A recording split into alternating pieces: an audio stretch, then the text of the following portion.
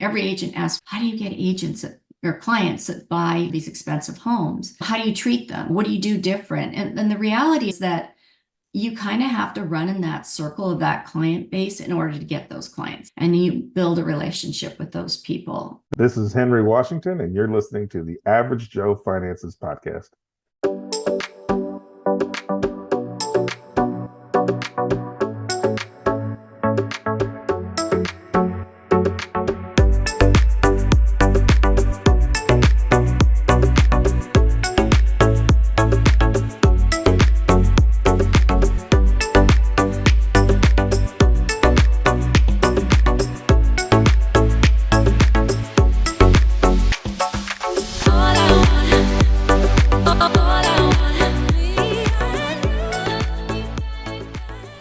If you're watching this on YouTube, make sure you smash the like and subscribe buttons.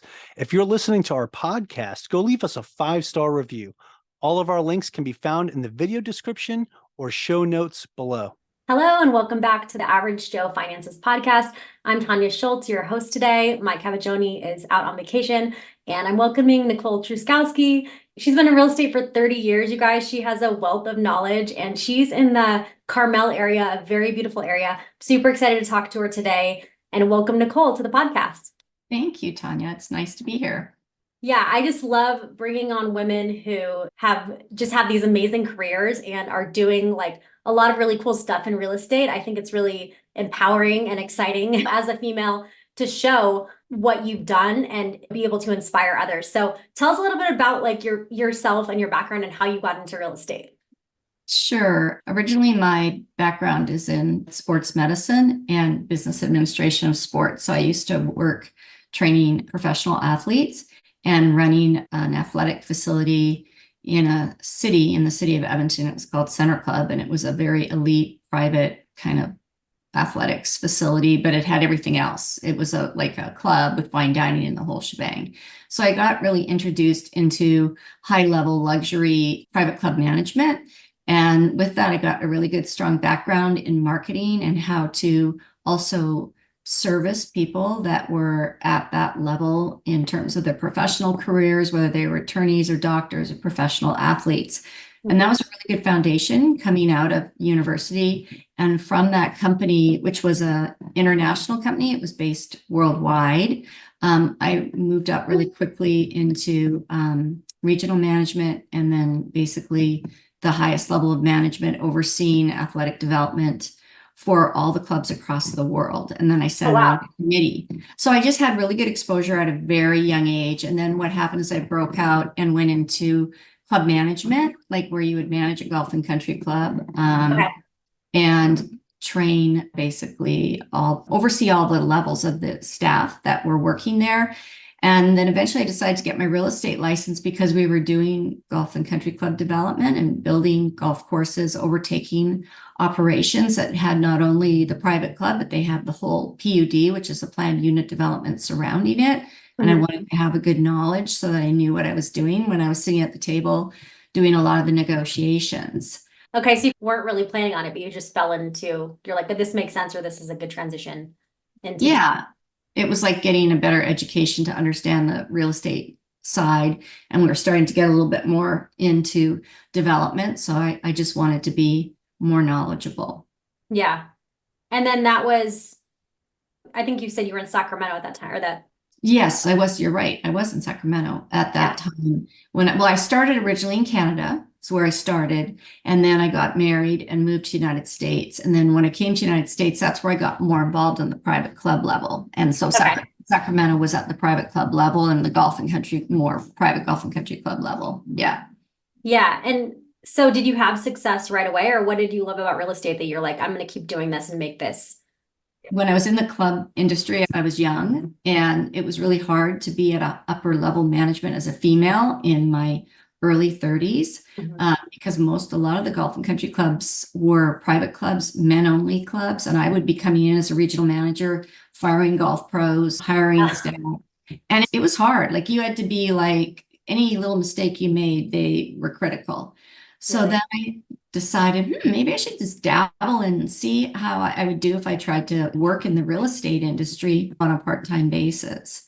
And so I started to dabble in the real estate. I got my broker's license right away, which to get your broker's license, you have to have a degree or you have to have a certain amount of experience before you can apply. So I got my broker's right away, which was helpful. Mhm. And then I started to dabble in it. And when I started making my salary in 1 month in real estate of what I was making in the club management business, I decided to go into real estate full time. Wow. So you did that transition, like you worked both jobs. And how long did that take to transition fully into real estate? Yeah, that's a good question. I think it was probably about maybe 12 to 14 months. That's really good though. I just did an interview last week and it was the same thing. She's in real estate, but she also has another business, like she does a photography business on the side. Right. And she said it's actually, she still actually has kept that photography business, which has helped her in some ways. But yeah, I think it's good to have that transition of like other income coming in, so Correct. that especially when real estate, when you don't get paid, like stuff takes so long and you're used to that. So yeah, talk about now. I know you're doing some really cool stuff with like development. Fast forward to today, you're in Carmel, you're in a very exclusive area of California that's stunning. How did you move there and then build your clientele and start doing development and things like that?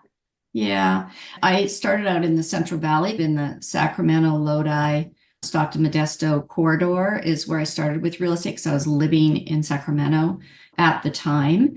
And I built my business and developed all my skills to be a successful realtor. But back in 2009, when we were in that last kind of recession, really major housing crisis recession, went between 2009 and 11, I started to decide that I really wanted to build my business in a place that I wanted to live for the rest of my life.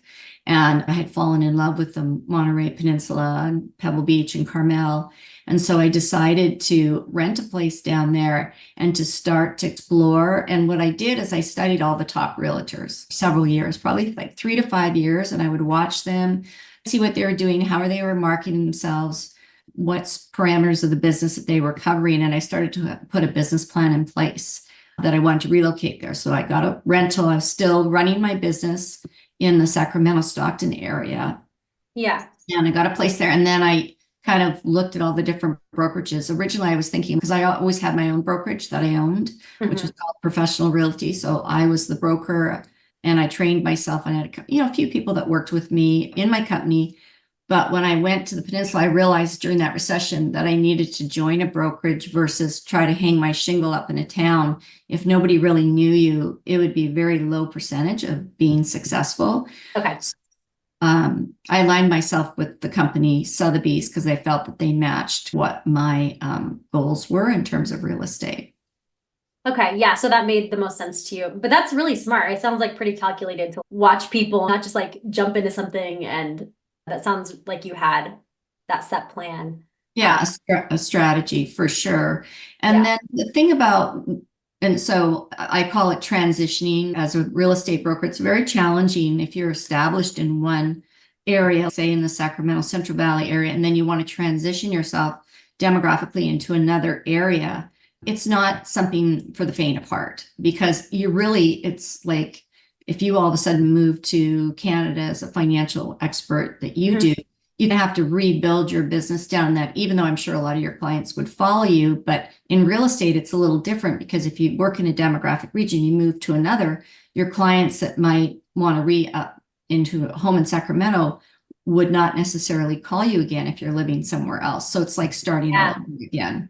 So I had a very specific strategy in terms of doing that. But because I had already 15 years of experience as a really solid real estate broker, I transitioned to the market fairly quickly.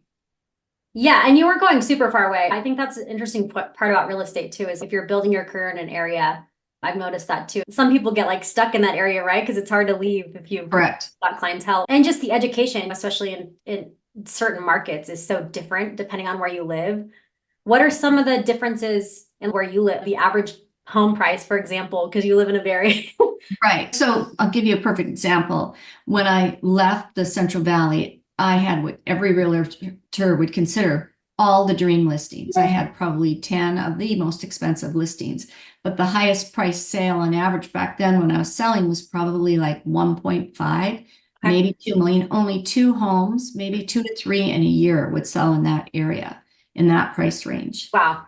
Where I live now, and that's another reason, well, it was more because of the beauty in the area and nature that I moved here, but also from a real estate perspective, you can't even buy a piece of dirt for $1 million in the city that I live in to build a house on. It's just in my little neighborhood, a piece of dirt is probably about 2.5 million for a 4,000 square foot lot. And the average house sale, say in the city of Carmel right now for something decent, bare minimum is $3.5 million. And that doesn't get you much. You probably need at least 5 to get something that's really, really nice. So you're changing your volume of sales and you might do a lot less number total, but you have a higher volume. But to break into that market is not easy. And I know you and I have chatted about this in the past because I had that experience working with elite professional athletes and people that belong to these elite golf and country clubs. I was very used to working with that client base. And every agent asks, how do you get agents or clients that buy these expensive homes? How do you treat them? What do you do different? And the reality is that you kind of have to run in that circle of that client base in order to get those clients. Either you have to live in that neighborhood, you have to play at the country club that they do, be involved in the sports, the schools, or the social activities, and you build a relationship with those people. And they just want the same level of service. They want to be, how do I describe? Most people think you have to do something special. No, it's just you have to provide a really high touch level of service.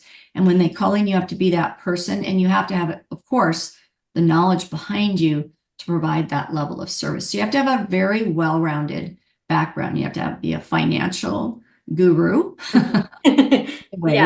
You're not allowed to say or give any CPA or tax advice, but you have to have a very high level to understand tax consequences. You have to be a lawyer in many ways at the level that I work at, because a lot of my high-end clients have legal attorneys that are their advisors. So those are the people I'm talking to. You have to be a psychologist. You have to work with your divorce. You have to do that. So you have to wear all these hats.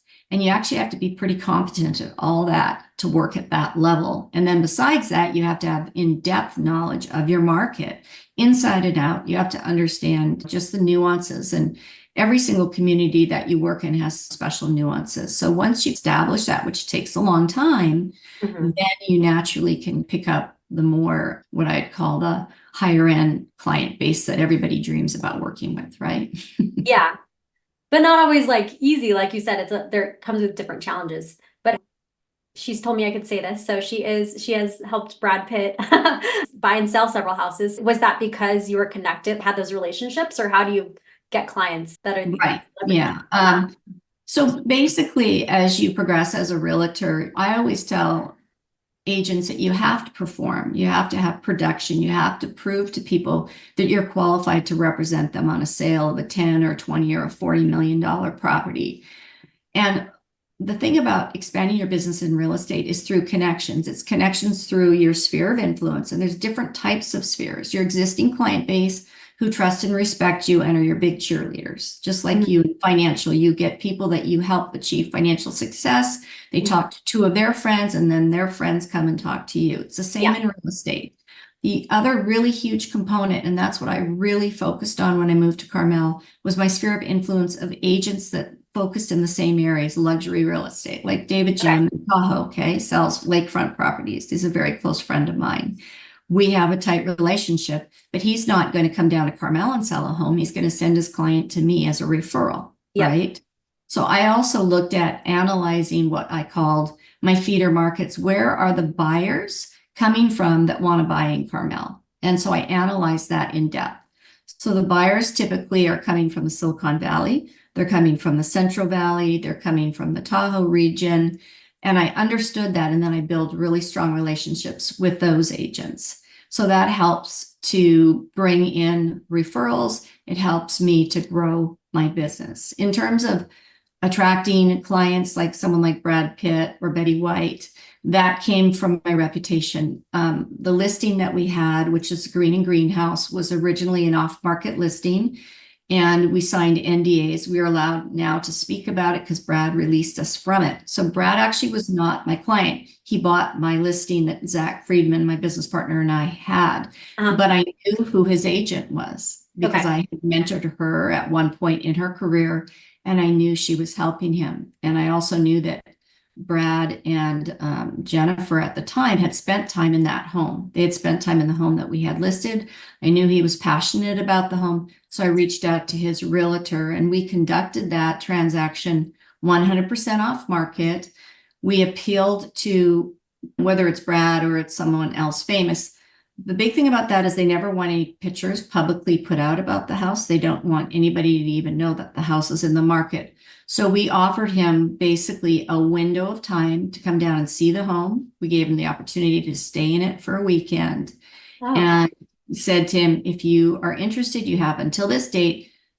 We call it our Whisper Quiet campaign. And after that period, then we were going to go out more discreetly to other people that we knew that might have potential clients. So we had this specific plan, but that's how that worked. He came and saw it, fell in love with it. Obviously, immediately he had spent time there and had made an offer basically within the following day, like 2 days, I think, after of seeing the property.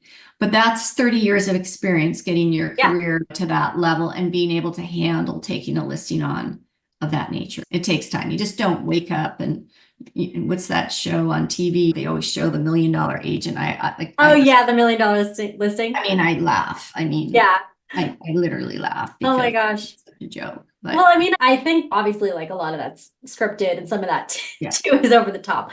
It is entertaining. Exactly. And yeah, it's funny for me because I lived in LA for so long. So I like seeing the areas and stuff that they go to, but you're like, some of this, you're like, but I think that is the draw of people think real estate is this like glamorous, which it can be. Like this is such like a glamorous, like beautiful career. You know what I mean? Give us some of the details of what's the hard stuff and what's the stuff that like people don't really talk about because you see all, oh, you're making all this money. And it's just like, what's the stuff that people don't realize if they want to try to get into real estate? Yeah, to build yourself up to that level where you're selling, it takes blood, sweat, and tears. When I started in real estate, I had a full-time job. And for 14 to 16 months, I was working 2 jobs. I was probably putting in 40 to 60 hours in real estate and another 40 to 60 hours in the other job that I had because it takes time. It's like you said, you just don't all of a sudden walk into real estate and you're making a ton of money. Yeah. And for every deal that you write, you might work with 20 other clients that don't buy anything. Yeah. So 95% of what I do is free. 95% of my time is helping people, giving advice, showing property. Even at this level of real estate that you're still at, you're constantly out there giving free advice and doing stuff for free. The things that you don't see behind the scenes is just all the work that actually goes into getting a deal to a table. Right now, we're working on a transition. NDAs have been signed on all of it. I can't talk about the buyers, but we're talking about $30 million of real estate. Yeah. That went into contract 10 days ago. It's super, super complicated. One property has 8 houses. Another property has 5 houses on it. The other one is a commercial building. 3 different buyers involved. It's on the coast, so there's geological issues with every site. There's fracture lines, so you have scientists involved. There's water issues because none of the water sources or springs are permitted in South County. There's permit issues with all the buildings because half the buildings don't have permits on them. There's attorneys involved. There's financial advisors involved. There's personalities involved. You can't get insurance on any of the property because it's in California. It falls under the CalFARE plan. So that maximum insurance is $3 million, which includes contents. I've got one property that's in contract over $21 million, just the one. So how do you resolve all those issues? So that's the challenge. And remember, somebody said to me, oh, well, you're just going to get your check. And I'm like, the fact that the contract is signed is step 1 of 2 million things that have to happen before that escrow closes. For sure. I mean, super, super complicated and super challenging, but that comes with the years of experience and then having the experts that you can bring in to help either ease a client or a buyer's mind in terms of what's going on. Like, what's laughable is the geological people that did the study on Brad Pitt's house told him that the house was going to fall off the cliff in 10 years. Really? So we're in contract. The geological engineer tells us that's going to happen. So what do? We go back, we pull the geological studies that were done when the former owners bought the home. There's caves underneath the house. We analyzed those reports. We looked at them and said, look, this is crap. I said, you're running a geological report. You didn't even take divers. You didn't go underneath the cliffs. You didn't go in the caves. You didn't look at the, fracture lines. You didn't do anything. So we hired another geological guy to go in and look at it. And his findings were completely different. It's experience, understanding what to do and trying to make sure that the right information is being analyzed. So it's very challenging, needless to say. It's not what people think. There's so many things that we save them money in the long run with our expertise in terms of what we do. I have a development team. So I'll give an example. You're helping somebody buy a house, and it's a house that they're going to spend some money and fix up. Mm-hmm. And with, my experience, it's being able to walk into a property and automatically tell them if there's major foundation issues or electrical, whatever. I can save my clients sometimes up to $500,000 on what it would cost them after they buy, just by understanding the whole house itself in terms of what's going on and being able to give them an idea right off the top of my head, walking in, okay, you want to do this, you want to do this. I can pretty much quote to a client within $5,000 to $10,000 exactly what everything is going to cost. And not very many agents have that experience, but those are the things that when you're out with a client and you're able to share all that information with them, it helps give credibility for them to feel a lot more comfortable working with you, but it takes years. Yeah, for sure. That's really cool. Yeah, just knowing that, because those are all questions that they're going to ask anyway. So being able to be proactive in answering those questions for them, I bet is a huge part of the job of having that, I'm sure, like you said, just knowing people's personalities. What's a cool, I'm gonna off topic for a second, but you said Betty White. So many people just love Betty White. Do you have any funny story or anything, something about her? I just want to. Well, I wish I could tell you that I met her, but I got hired to sell her estate in Carmel. And we were on a very strict, all the top agents were being interviewed, but I got to know and become friends with her best friend and her best friend's daughter, who was considered one of Betty White's daughters. But I will tell you that when Zach and I, my business partner, had the opportunity to go in the house and tour with the trustee, it was a very spiritual experience. You could feel her soul everywhere in the home. And it was probably, for Zach and I, Zach Friedman is my business partner, I would say that it was one of the most rewarding experiences to be involved in that process of selling her home and protecting her legacy. It was just really cool. I mean, she was America's sweetheart, right? Yeah. So the interesting part about that is when we did do the marketing and the listing of that property, we had over 2 billion impressions through media online, which was 1/3 of the entire world saw that listing. So that kind of was really crazy, unbelievable. That's crazy for sure. That's so it was after her passing, it was the estate that they were. She had a home in LA, which was sold by another Sotheby's agent. And then she had the one here in Carmel, but that home in Carmel was her because she was married to Alan London, and that was their dream vacation getaway home. And once the home was done, I think he passed within a few weeks after the home was built. So it was a really special place to her, where she would go and she would escape from LA. So it was a really special home. That's really cool. I want to ask a few questions about the development side, because now you transitioned to this other side of real estate, which I think really helps you be able to make a lot more money. So how do you figure out that piece of it, and how did you transition into that? Yeah, probably 20 years before it happened, my vision was to have a development team, which included a top real estate broker like myself, a top designer, a top architect, and a top contractor with a full team of subs, so that I could be agile in the sense, because I sell a lot of super high-end homes that my clients need a team. So when I'm out there, I can tell them, hey, I mean, literally to get my team in, and they can come out and meet with the client, and they have a built-in group that can help them with their home. Because so many of people that buy homes in my area, it's second, third, fourth home, right? They might live in Texas, they might live in Chicago, and they want to do this. And then when I say to them, I have a trusted group, you can imagine how that makes them feel, right? They're like, oh, cool. Like I can buy this home. I can still be doing business. It's great. But it took a long time. Obviously, I built and developed that team here in Carmel by the Sea, Monterey Peninsula area.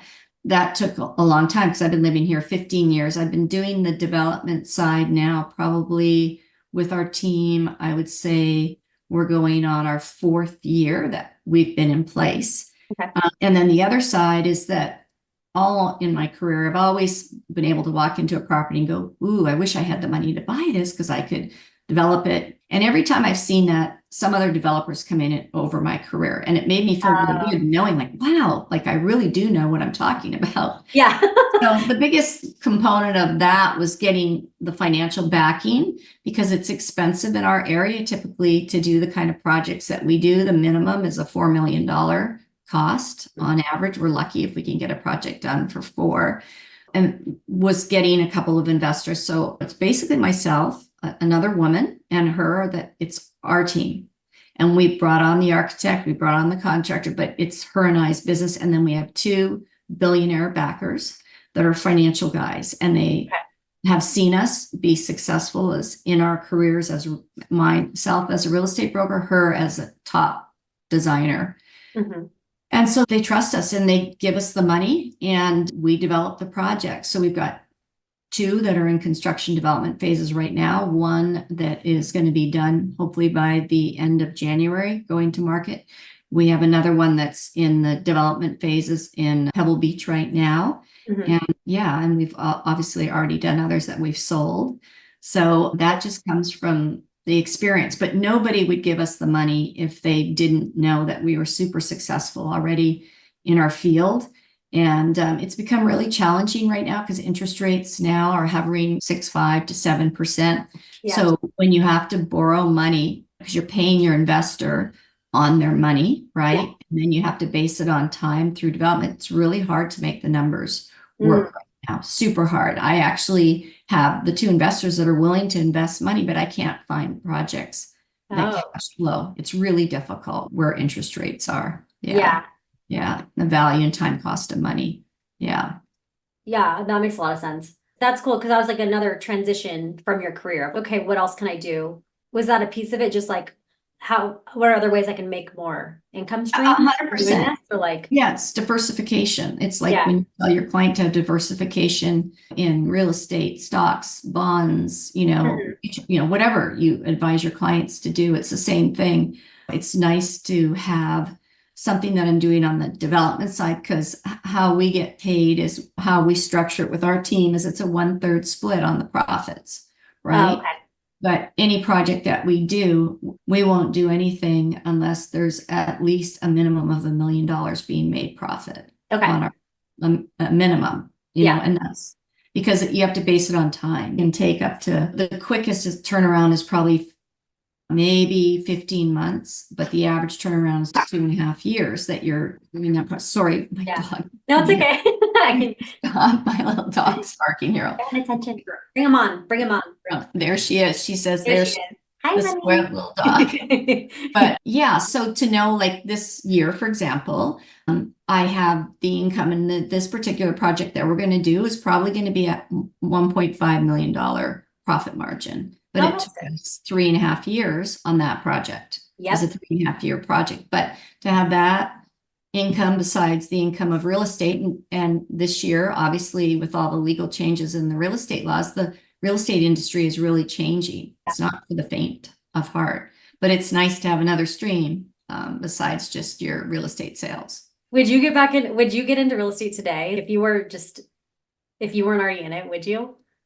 If I knew what I knew now, yeah, I probably would, because if I knew what I knew, Yeah. If you had knowledge base that I know, right? And I wish I would have gotten into real estate when I was super young. I got into real estate a little later in life. I was in my 30s. Yeah, I was 30, like 29, 30 when I got into real estate. I think the sooner you get into it when you're younger and you can build your sphere, it's a good thing. But I don't know. Yeah, I probably wouldn't. Yeah. Okay, I have a few final questions. I want to ask one before I get into the final round. What are some of your goals now? Like, what's your longer term vision now? Well, I brought on a business partner 3 years ago, and he actually approached me. He's younger, and I had plans with my coach. We were talking about building out a team, not a super large team, but I want to be able to focus. I want to have good quality of life so that I'm not working all the time. So by having a good team in place, that gives you the opportunity to continue to do business, but also not to be tied to it 24/7. Yeah. So developing a team and a legacy so that I can still stay in the business, but I don't have to be 60 or 70 hours in the Oh, business. yeah. So Oh, I for say, sure. Yeah. Freeing yeah, up your time yeah, is for amazing. sure. Yeah.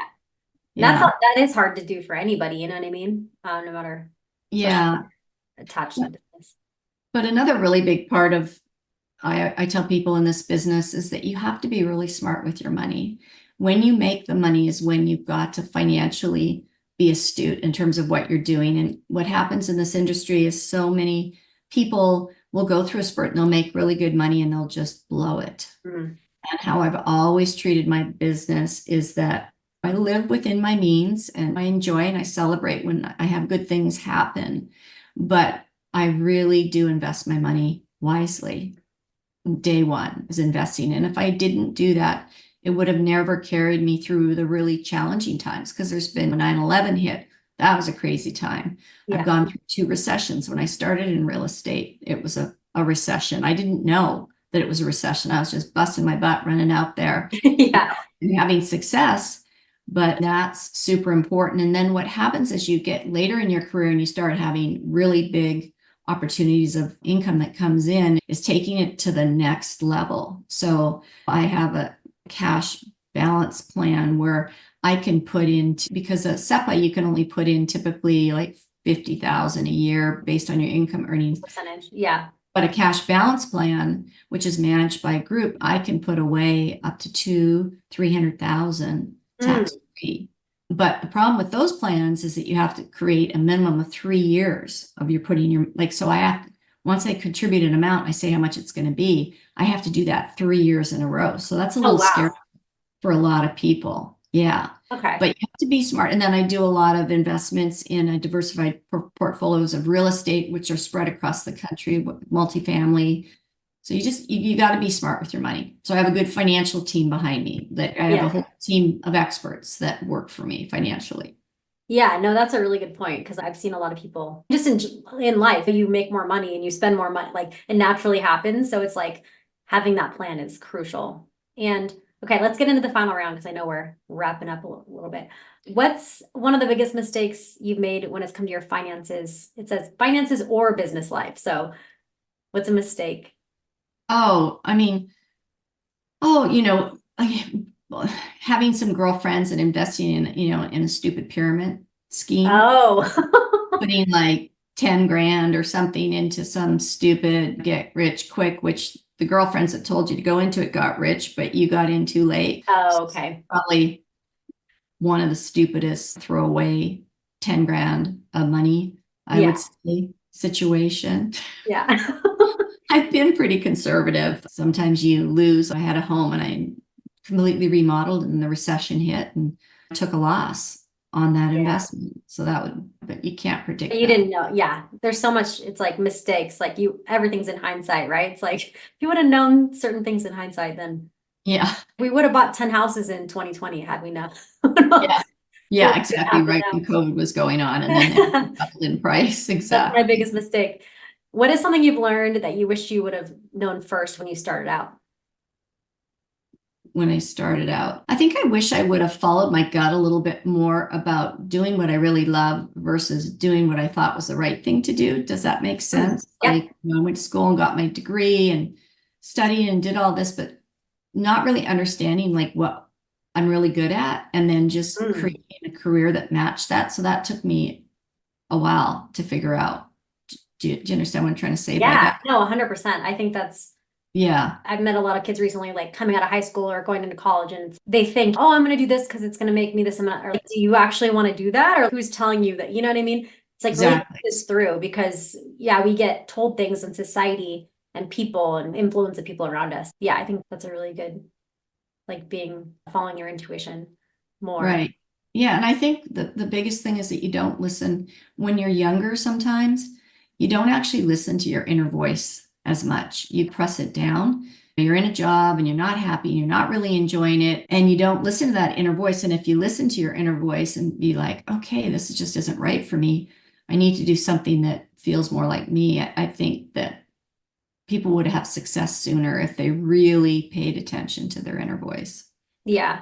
And I think that comes a lot into the psychology of everything, right? Because it's people stay stuck in their patterns or they stay stuck in jobs that they hate for years and they complain about it, but they never change. In relationships, you don't want to be in No, all the it's things. so true. It's so true. And people are afraid of change.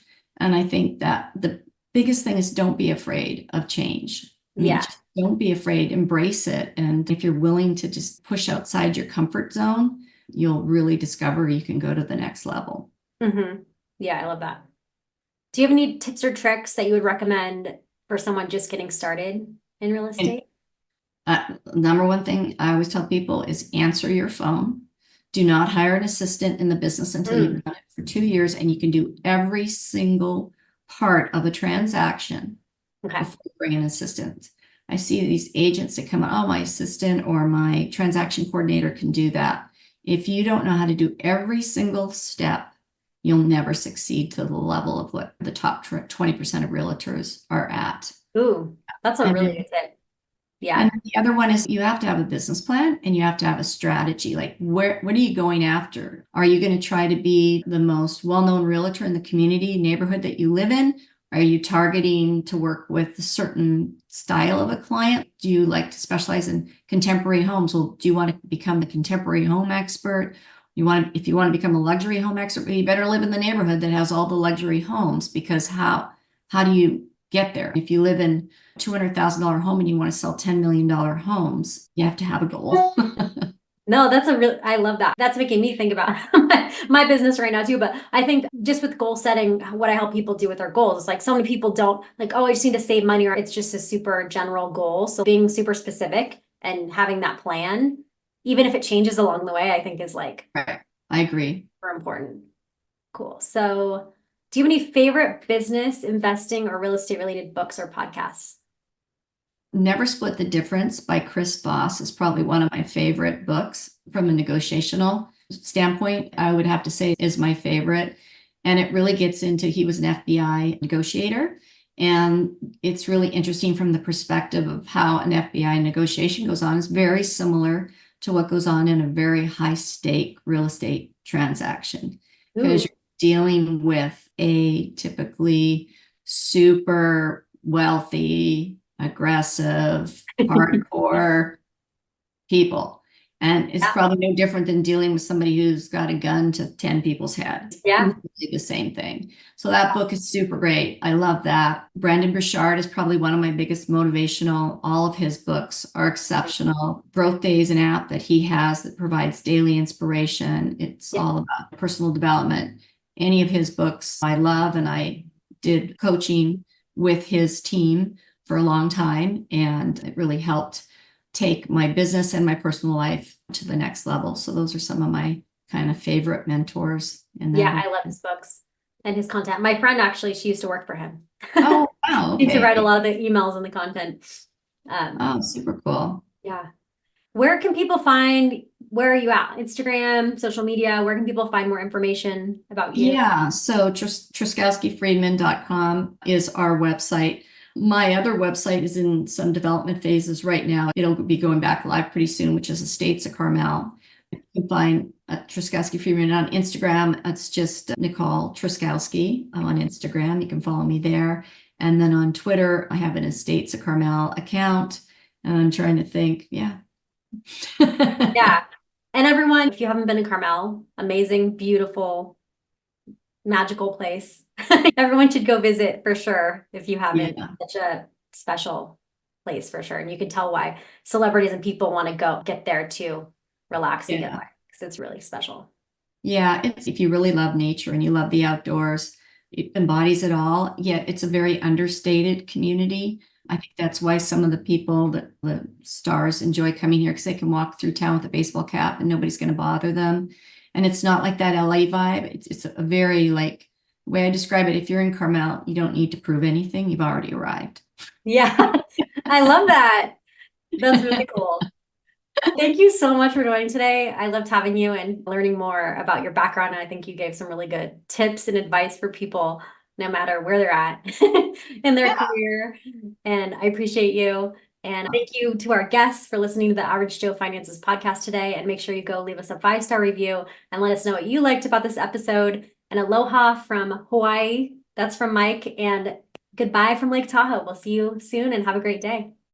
Thank you for making it to the end of this episode. Greatly appreciate you being here with me today on the Average Joe Finances podcast. If you haven't done so yet, make this the episode that you go leave us a 5-star rating or subscribe to our YouTube channel. The Average Joe Finances podcast is for informational and entertainment purposes only. Have an outstanding day.